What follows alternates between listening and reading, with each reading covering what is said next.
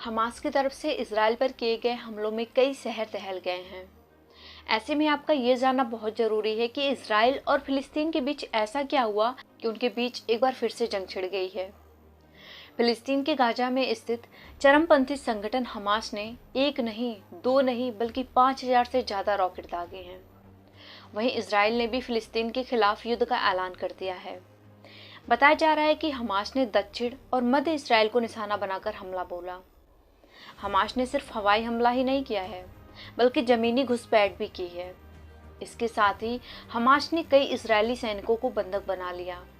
अचानक हुए इस हमले में कई सारे इजरायली नागरिकों और सैनिकों की मौत भी हो गई है। तो चलिए जानते हैं कि हमास और इजराइल में किस बात को लेकर विवाद हो रहा है। तो वीडियो को बिना स्किप किए पूरा अंत तक जरूर देखें, और अगर आप चैनल पर नए हैं तो प्लीज़ चैनल को लाइक एंड सब्सक्राइब जरूर करें।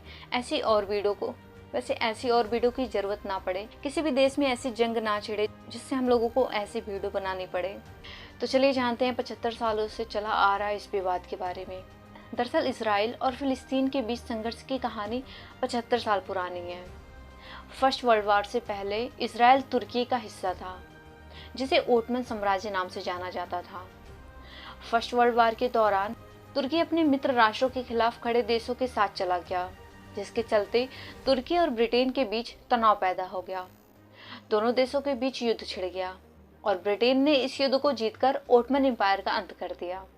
इसके बाद यहूदी जियोनिज्म की भावना से भरे हुए थे, जो एक आज़ाद यहूदी राज्य बनाना चाहते थे।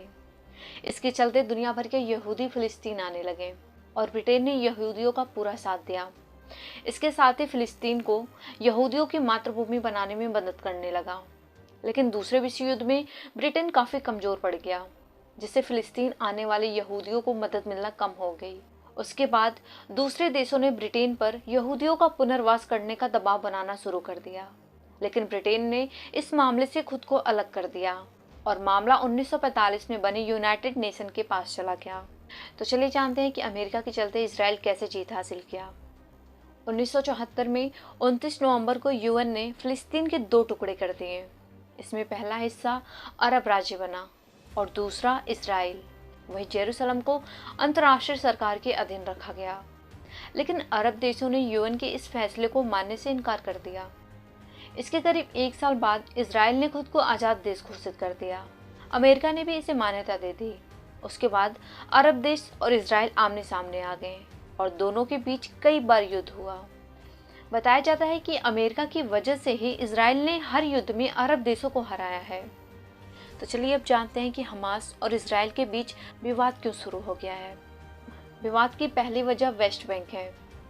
दरअसल वेस्ट बैंक इजराइल और जॉर्डन के बीच में है। इजराइल ने इसे 1967 के युद्ध में अपने कब्जे में ले लिया, लेकिन इजराइल और फिलिस्तीन दोनों ही इस इलाके पर अपना हक जताते हैं। इसके साथ ही गाजा पट्टी भी दोनों देशों के बीच विवाद की वजह है। यह स्थान है जो इजराइल और मिस्र के बीच में है, जिस पर हमास का कब्जा है। दरअसल सितंबर 2005 में इजराइल ने गाजा पट्टी से अपनी सेना को वापस बुला लिया। उसके 2 साल बाद यानी कि 2007 में इजराइल ने इस इलाके पर कई प्रतिबंध लगा दिए। वहीं सीरिया का एक पठार गोलन हाइट्स भी दोनों देशों के बीच युद्ध की वजह बनता रहा है। बताया जाता है कि 1967 के बाद से ही गोलन पर इजराइल का कब्जा है। इस कब्जे को लेकर दोनों देशों में कई बार बातचीत हुई, लेकिन कोई सफलता नहीं मिली।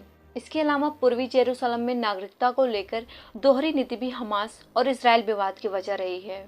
वो इसलिए क्योंकि 1967 में पूर्वी जेरूसलम पर कब्जे के बाद से इजराइल यहाँ पैदा होने वाले यहूदी लोगों को इजरायली नागरिक मानता है, लेकिन इसी इलाके में पैदा हुए फिलिस्तीनी लोगों को कुछ शर्तों के साथ यहाँ रहने की अनुमति मिल जाती है, जिसमें ये शर्त भी शामिल है कि एक तय समय से ज़्यादा बाहर रहने पर फिलिस्तीनी की नागरिकता खत्म कर दी जाएगी। इजराइल की इस नीति की कई बार आलोचना भी हो चुकी है। तो गाइस, आशा करती हूँ आपको ये वीडियो पसंद आई होगी। अगर पसंद आई हो तो प्लीज़ लाइक एंड सब्सक्राइब जरूर करें। धन्यवाद।